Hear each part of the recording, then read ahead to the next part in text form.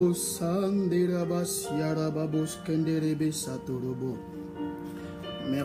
Saint-Esprit, merci Jésus, merci Grand Roi, merci Elohim Adonai Shama,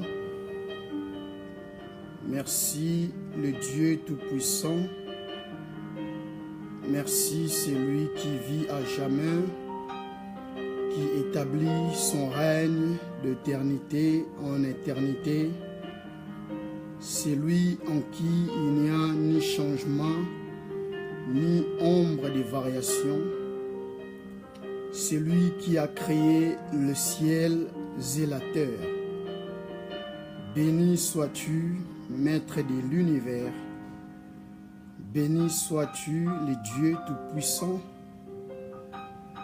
Béni sois-tu, Dieu de gloire. Nous élevons ton nom, nous bénissons ta présence. Nous bénissons ton nom, Jésus. Merci parce que tu es au milieu de nous. Merci parce que c'est toi qui as créé toutes choses. C'est toi qui nous transforme. C'est toi, bonjour, bonjour, bonjour, mon prophète. Le prophète Christopher Beleke, merci de nous suivre. Depuis Cincinnati, bonjour prophète. Que Dieu vous bénisse. Je sais que très bientôt nous serons aussi ensemble. Alléluia, alléluia. Je crois que tout est bon. Merci beaucoup la sœur Gloria Munguea de nous suivre. Merci beaucoup ma sœur, je précise. Merci beaucoup. Merci beaucoup. Invite quelqu'un. J'aimerais que tu invites quelqu'un. Gloria invite aussi Archange. Merci beaucoup d'être là en ligne. Invitez quelqu'un. Merci beaucoup. Merci beaucoup. Mosakoli Christopher Beleke. Invite quelqu'un. J'aimerais que tu invites des gens. Que tu invites quelqu'un avec qui tu aimerais suivre cette vidéo. Parce que nous n'aurons pas beaucoup de temps. Mais seulement nous parlerons de la part du Seigneur. Nous allons partager sur un sujet très important, très important. J'aimerais juste pendant une minute, je crois que tout est bon, tout est parfait. Juste pendant une minute que tu invites quelqu'un avec qui tu aimerais suivre cette vidéo. Que tu invites ton ami, que tu invites ton frère, que tu invites ta soeur, que tu invites quelqu'un, nous les faisons également. Mais surtout que les gens, plusieurs se joignent à nous, afin que nous puissions ensemble partager la parole du Seigneur et que cette pensée, cette parole soit communiquée de plusieurs et que la vie qui sera libérée au travers de cette parole soit reçue par plusieurs. Alléluia, alléluia, alléluia, alléluia, alléluia. Alléluia, il est vivant, il est ressuscité. Merci Seigneur pour ta présence. Merci Seigneur pour ta présence. Merci Seigneur pour ta présence. Merci pour ta fidélité. Alléluia. Nous allons prier le Seigneur très rapidement.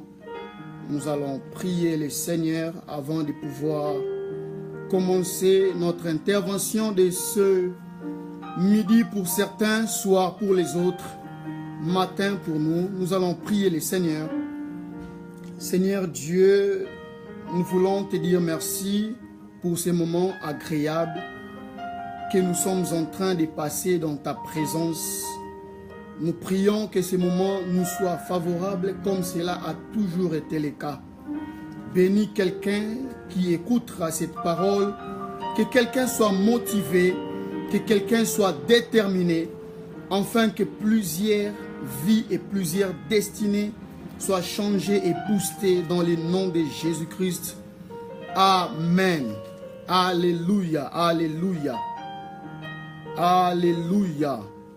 Invite quelqu'un, invite encore des gens. C'est votre serviteur, le pasteur Reza Matata depuis Washington. Je vous demande d'inviter encore des gens pendant que nous serons en train de parler de la part du Seigneur. Alléluia. Nous allons parler sur la détermination, la détermination, la détermination. Nous parlerons sur la détermination. Vous savez, nous parlerons sur un homme qui inspire plusieurs. Nous parlerons sur David. Vous savez, lorsqu'on parle de David, on voit souvent, on attache ou bien on lit sa personnalité seulement par rapport à un homme qui fit l'homme selon le cœur de Dieu et qui fut un adorateur puissant, un adorateur que plusieurs prennent pour modèle, pour exemple. J'aimerais nous dire ce matin, j'aimerais nous dire en ce moment que la personnalité de David nous inspire plusieurs choses. La personnalité de David nous enseigne plusieurs choses. Notamment la détermination. Nous prendrons seulement la détermination. C'est le message que nous allons partager en ce moment aujourd'hui. Demain, nous prendrons peut-être une autre partie ou un autre chapitre de sa vie. Mais aujourd'hui, nous parlerons sur la détermination. Nous sommes dans 1 Samuel chapitre 17. 1 Samuel chapitre 17. J'aimerais que vous puissiez continuer à inviter des gens alors que nous serons en train de parler de la part du Seigneur. 1 Samuel chapitre 17. Nous lirons, j'ai lu premièrement le verset 25. Nous lirons le verset 25 et le verset 28 à 30. 1 Samuel chapitre 17. Je lis le verset 25 pour nous tous au nom de Jésus. Chacun disait, avez-vous vu s'avancer cet homme? Il parle de Goliath. C'est pour jeter un défi à Israël qu'il s'avançait. Si quelqu'un les tue, le roi les comblera de richesses et il donnera sa fille et libérera sa famille de tout impôt en Israël. Alléluia. 28 à 30, rapidement. Eliab, le frère aîné de David, l'avait entendu parler à ses hommes et il fit enflammer de colère contre lui. Il dit, pourquoi es-tu descendu ici et à qui as-tu laissé ton petit troupeau dans le désert? Je connais ton orgueil et ta méchanceté. Je connais, si c'est votre Bible, vous pouvez souligner, je connais ton orgueil et la méchanceté de ton cœur. C'est pour voir la bataille que tu es descendu. David répondit, 29. Qu'ai-je donc fait? N'ai-je pas le droit de m'exprimer? 30. Il se détourna de lui pour s'adresser à... Il se détourna de lui, excusez-moi, pour s'adresser à une autre personne et posa la même question parmi le peuple. Alléluia. Rapidement, nous allons lire Esther chapitre 4 et nous lirons le verset 16. Esther chapitre 4. Esther chapitre 4. C'est Esther qui parle. Va rassembler tous les Israélites, tous ceux qui se trouvent à Suse, et jeûnez pour moi. Ne mangez ni ne buvez pendant 3 jours, ni la nuit, ni les jours. Moi aussi, je respecterai un tel jeûne avec mes servantes. Et c'est dans cette discipline que je pénétrerai chez le roi, je l'affronterai, et s'il faudrait que je meure, je vais mourir. Alléluia. Si je dois mourir, d'autres versions disent, si je dois mourir, que je meurs. Alléluia. Nous connaissons tous cette histoire d'Esther, la démarche d'Esther, la démarche de Mardoché. J'aimerais plutôt que nous puissions rester, d'abord commencer là où nous étions. David fut envoyé par son père Isaïe pour apporter quelques semoules, farine à ses frères qui étaient dans les champs de bataille. La Bible dit pendant 40 jours, ils étaient là en train d'être défiés par Goliath. Personne parmi eux ne s'avançait. Lorsqu'ils jetaient un défi devant Israël, lorsqu'ils s'avançaient, tous les peuples d'Israël reculaient.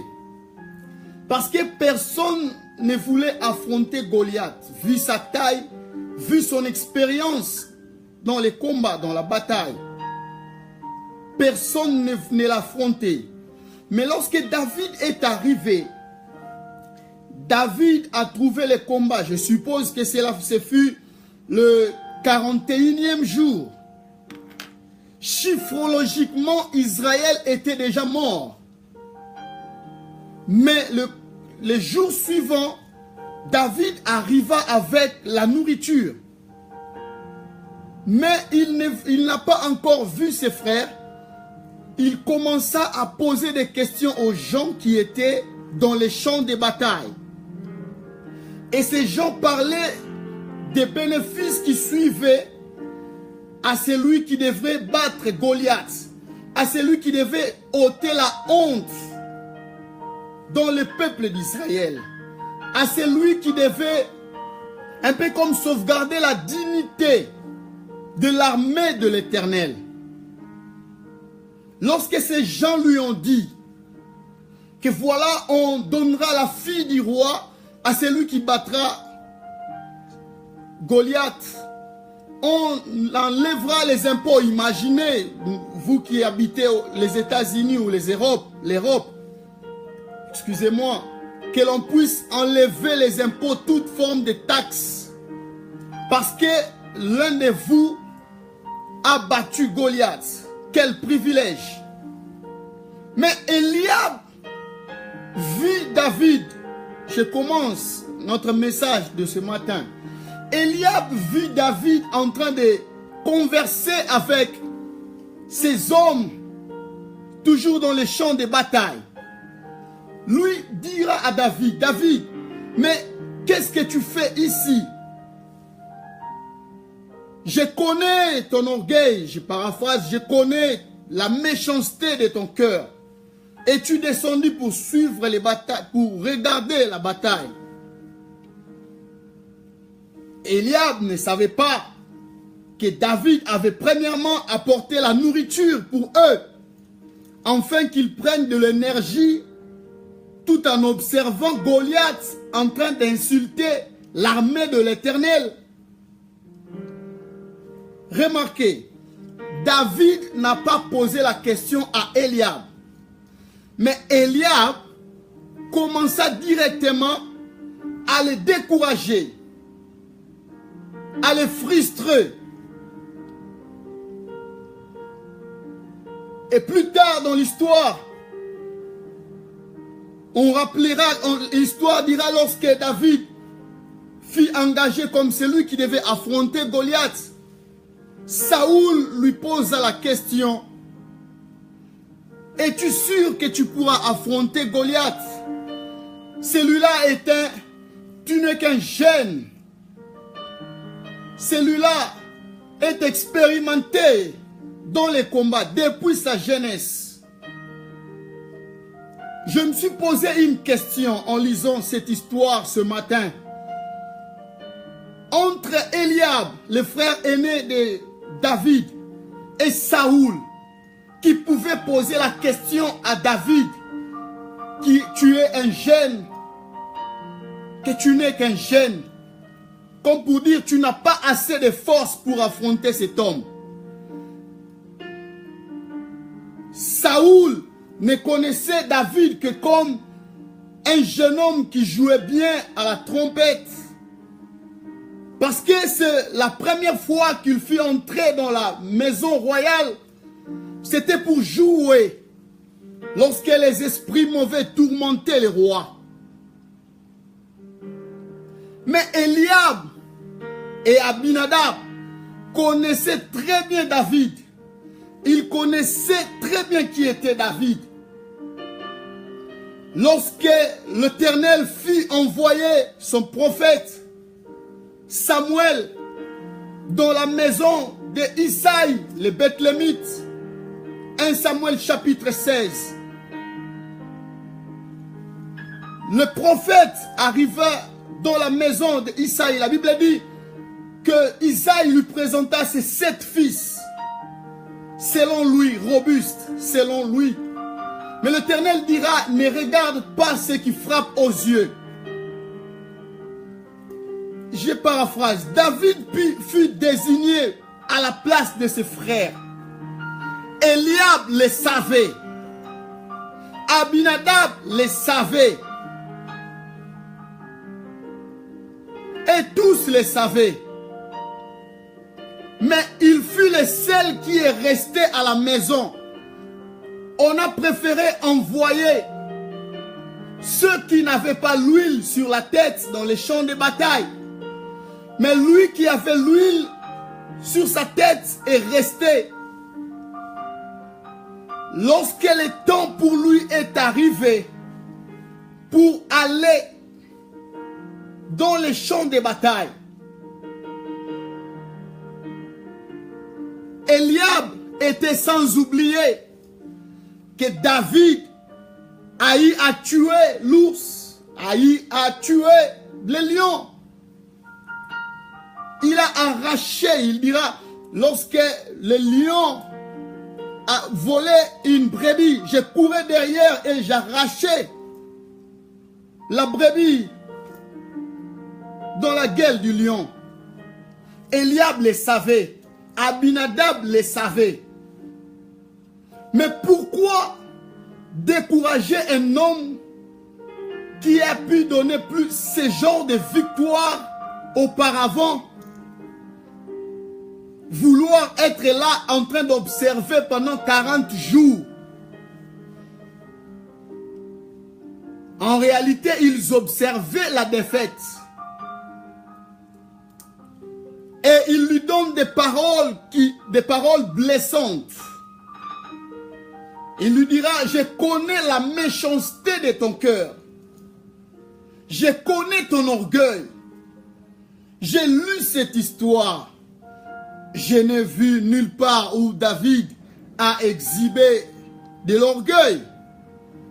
Peut-être qu'ils l'ont traité d'orgueilleux parce qu'il dit, certainement lorsqu'il est rentré un jour, je suppose, qu'il a rencontré à ses frères et à leurs parents, que voilà, j'ai tué l'ours, j'ai tué le lion. Il arrive des fois qu'on nous traite d'orgueilleux. Lorsqu'on parle d'une histoire qui est vraie, il arrive que l'on te traite d'orgueilleux parce que tu dis peut-être que tu as fait telle chose. Ce n'était pas par sa force. David a bien souligné. Il a dit, l'Éternel qui m'a épargné. Il n'a pas dit que j'avais assez de force pour affronter. Mais il dit, l'Éternel qui m'a épargné m'en délivrera encore. Eliab le savait. Mais pourquoi Eliab le décourage? Pourquoi Eliab veut le frustrer? Alors que David était dans un moment le plus important de sa vie. Il pouvait avoir l'huile sur sa tête et rester dans la bergerie en train de garder les brebis. La royauté ne l'aurait jamais suivi.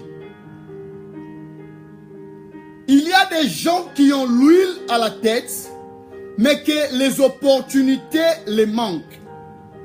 J'aimerais dire à quelqu'un qui me suit en ce moment, tu as l'huile sur ta tête, mais qu'il te manque une opportunité. Tu as été loin, mais il te manque une opportunité.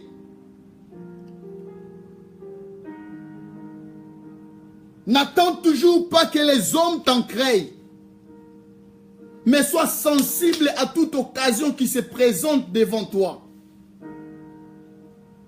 Les cieux ne s'étaient pas ouverts pour dire à David, voilà le moment de ta vie est arrivé. Il pouvait peut-être penser lorsque je fus invité par les rois pour jouer, c'était peut-être l'occasion que je monterai dans le trône. Non.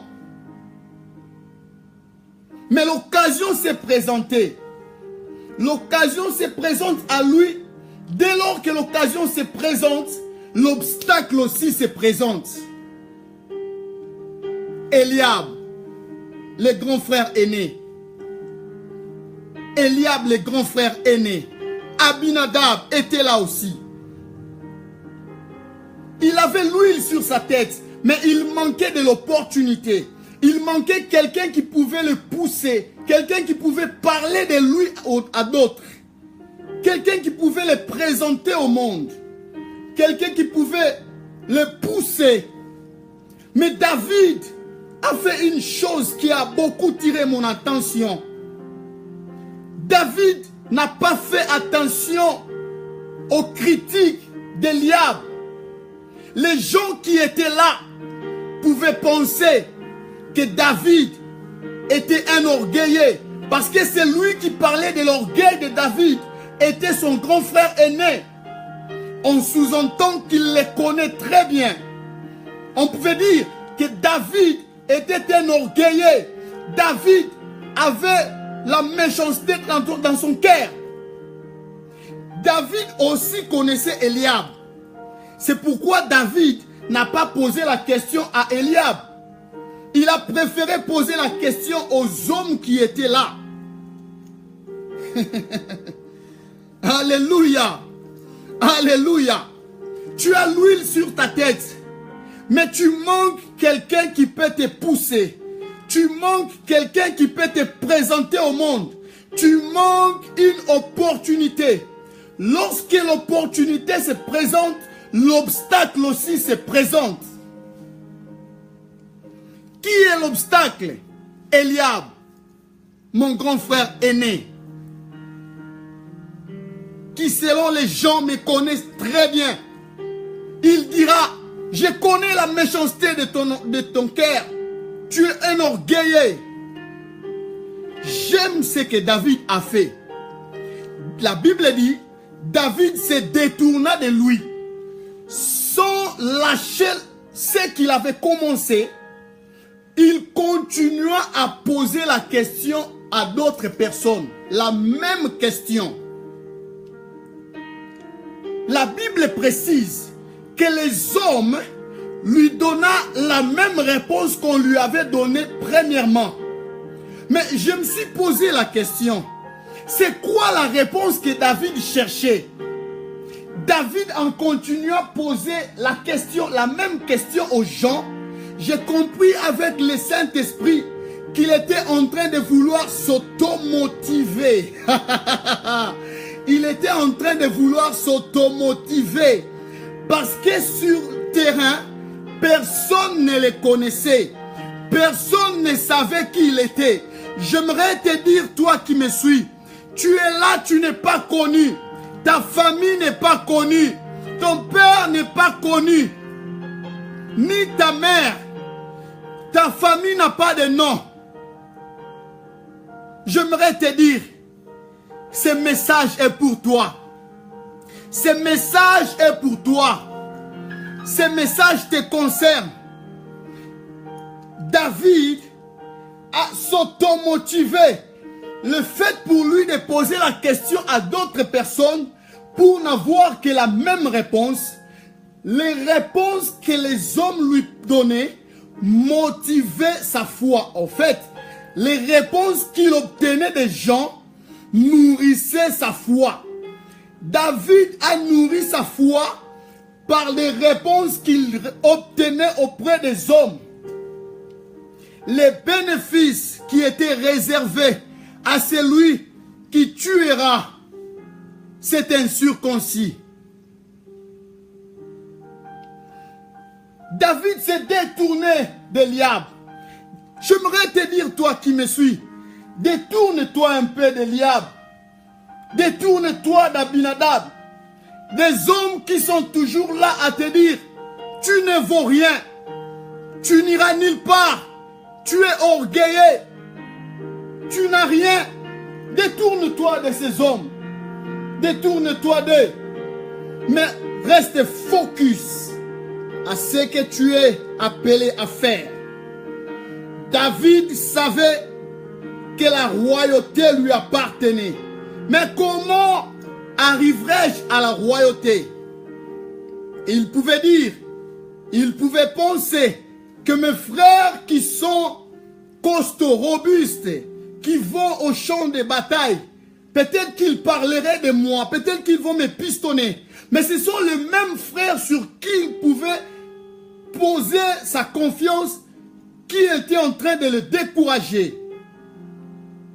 Les hommes qui étaient là pensaient qu'ils avaient raison. C'est vrai, Eliab peut avoir raison parce que Eliab connaît bien David. Pas toujours. Je le dis pas toujours. La Bible dit, le cœur de l'homme est mauvais.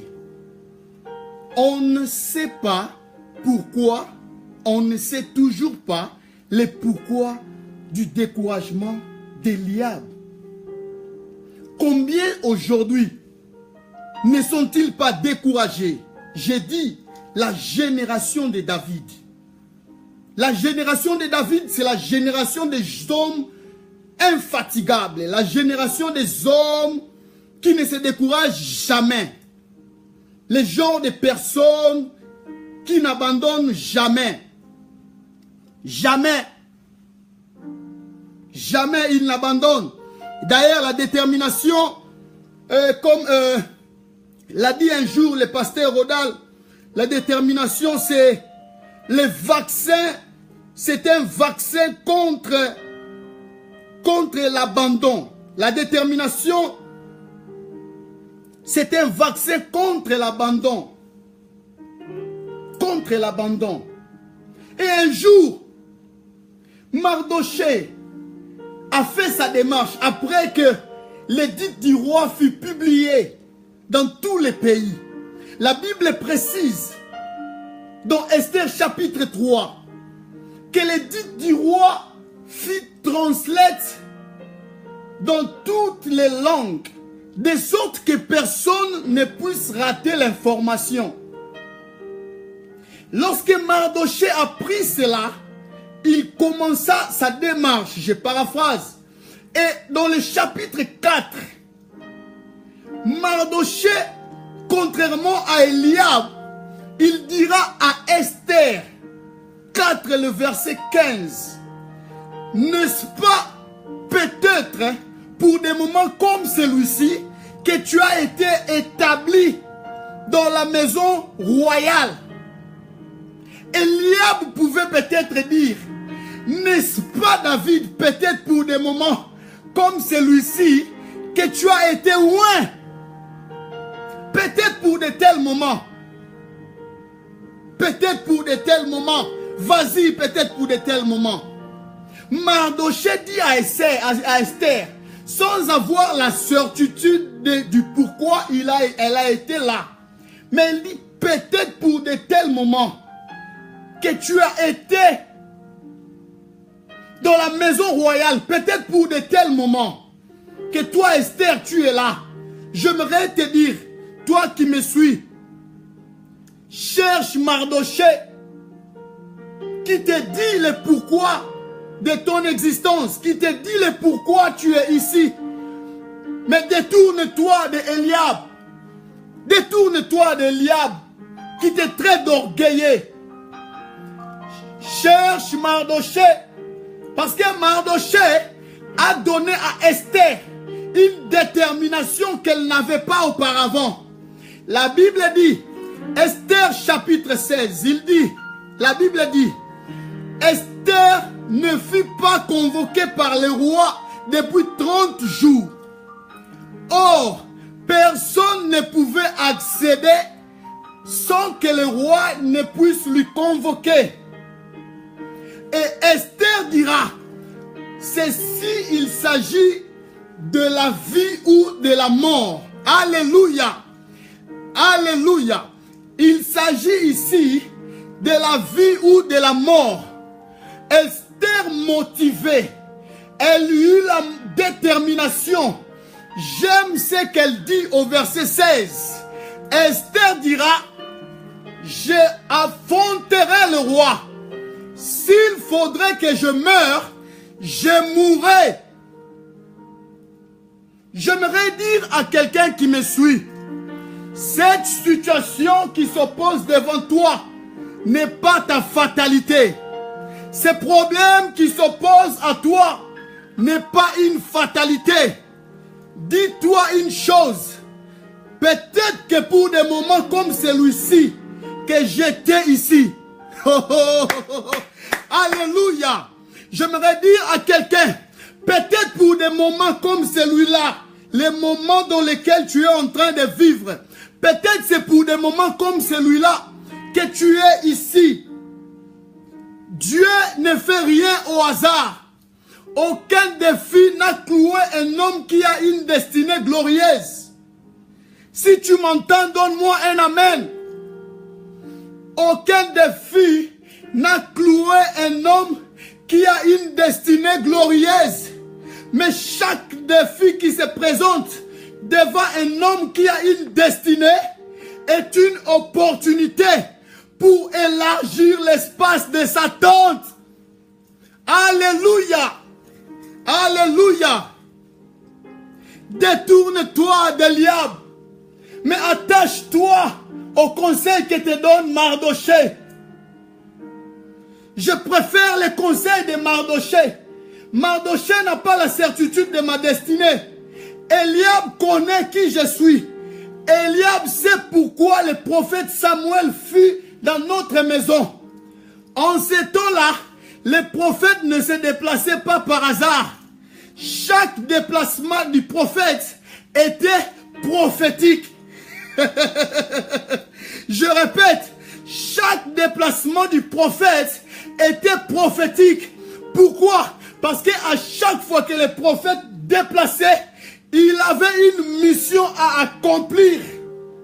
Et chaque visitation prophétique dans une famille était pareille à une visitation divine. Alléluia. Alléluia. J'aime ce message. Oh, gloire au Seigneur. Merci Seigneur. Alléluia. Eliab le savait. Abinadab le savait. Mais pourquoi ne pouvait-il pas dire à David, peut-être que tu as été loin pour des moments comme celui-ci. On a été humilié pendant 40 jours sans que l'on puisse réagir. À chaque fois qu'il avançait, on reculait. Mais toi, on sait, tu nous as dit que tu avais tué les lions et l'ours. Donc, même si on ne t'aime pas, on peut quand même te sacrifier. Mais eux disent, non, tu es orgueilleux. Tu es orgueilleux. En d'autres termes, attends le temps de Dieu. Je ne sais pas comment vous définissez le temps de Dieu. Le temps de Dieu devrait-il venir chercher quelqu'un dans sa maison? Ou le temps de Dieu devrait trouver quelqu'un en train de faire quelque chose? Alléluia. Alléluia. Dans notre temps, on dira peut-être, attends le temps de Dieu. Attends le temps de Dieu.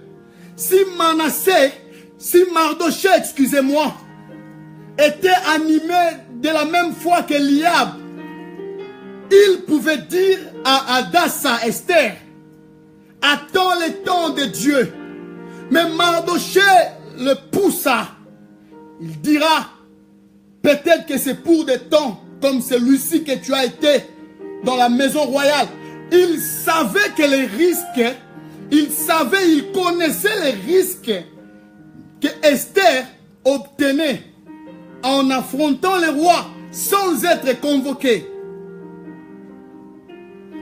J'aimerais te dire, toi qui me suis, ne considère jamais les défis qui s'opposent devant toi. Chaque défi qui s'oppose devant toi est une opportunité pour t'amener à une étape supérieure. Je répète, chaque défi qui s'oppose devant toi est une opportunité pour t'amener à une étape supérieure de ta vie. Les obstacles seront toujours là pour t'empêcher à ce que l'accomplissement des promesses de Dieu arrive dans ta vie. Je change. Les obstacles seront toujours là pour empêcher au monde de voir réellement tu appartiens à Dieu. Les obstacles peuvent être des hommes. Les obstacles peuvent être des situations. Les obstacles peuvent être la maladie. Les obstacles peuvent être ton célibat. Les obstacles peuvent être le divorce. L'obstacle peut être la mort. Mais j'aimerais te dire une chose de la part du Seigneur. Tout obstacle devant lequel tu te tiens est une opportunité. 1. Pour glorifier le Seigneur. 2. Pour t'amener au trône. Alléluia. Alléluia. Alléluia. Dieu est fidèle. N'oubliez jamais. Détourne-toi de Eliab et Abinadab. Mais considère ce que te dit Mardoché. Ce soir, je me tiens comme Mardoché pour dire à quelqu'un qui me suit, pour dire à quelqu'un qui me suivra, que c'est peut-être pour des temps pareils que tu es ici. C'est peut-être pour des temps pareils que tu es aux États-Unis. C'est peut-être pour des temps pareils que tu es en Europe. C'est peut-être pour des temps pareils que tu es chrétien. N'attends toujours pas que l'on vienne imposer la main à ton frère ou à ta sœur qui est malade. C'est peut-être pour des situations pareilles que tu es chrétien. C'est peut-être pour des temps pareils. Ne te décourage pas. Mais c'est pour des temps comme celui-là que tu as été dans la condition que tu es. Seigneur, bénis chacun et que chacun soit motivé, mais que personne ne soit découragé. Nous neutralisons toute parole d'Eliab dans la vie de ton peuple. Nous neutralisons toute critique d'Eliab. Nous neutralisons toute critique d'Abinadab. Mais que ton peuple soit motivé. Mais que ton peuple soit déterminé. Afin que chacun atteigne les objectifs que tu as pour chacun. Que le nom du Seigneur soit glorifié. Et que ton nom soit glorifié. Dans ce que tu feras. Dans ce que tu accompliras. Dans l'accomplissement de tes promesses. Car je sais, Seigneur, tu ne fais rien au hasard. Tu n'as pas amené quelqu'un ici pour souffrir. Tu n'as pas amené quelqu'un en Europe pour souffrir. Mais Seigneur, tu l'as fait parce que tu as un but. Le premier but est que ton nom soit glorifié. Mais surtout que la honte soit ôtée d'Israël, de ton camp. Nous sommes de ton camp, Seigneur. Nous prions que tu éloignes de nous la honte. Je te bénis, Seigneur, parce que personne...